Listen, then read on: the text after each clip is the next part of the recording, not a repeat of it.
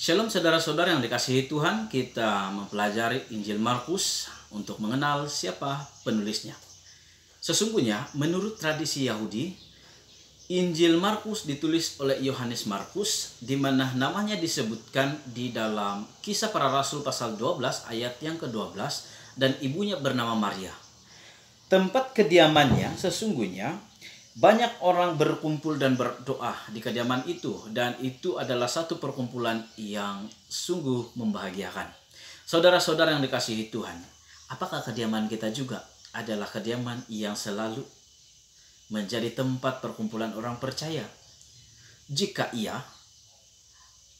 terpujilah Tuhan, karena itu berarti semua ahli keluarga Anda berkumpul dan berdoa bersama. Jika tidak, maka apa yang sedang berlaku?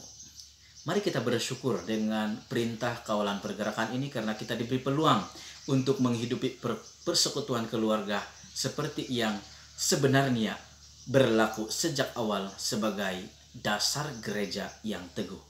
Saudara-saudara yang dikasihi Tuhan, jika kita melihat betapa dekatnya Markus dengan Petrus atau Rasul Petrus, di mana di dalam 1 Petrus pasal yang ke-5 ayat yang ke-13 menuliskan, Markus anakku, bukan anak secara biologi, tetapi anak didik secara rohani.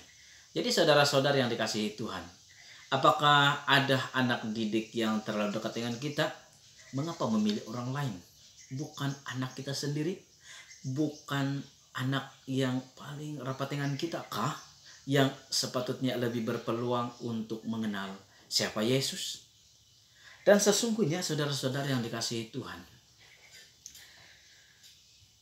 ingin saya mengajak kita bersama untuk berpikir, apakah ada lagi saksi mata di antara kita? Karena menurut penulisan Injil, Markus juga bukan saksi mata, tetapi dia seringkali mendengar kisah kehidupan Yesus dari orang dewasa yang menjadi saksi mata kehidupan Yesus, seperti Petrus.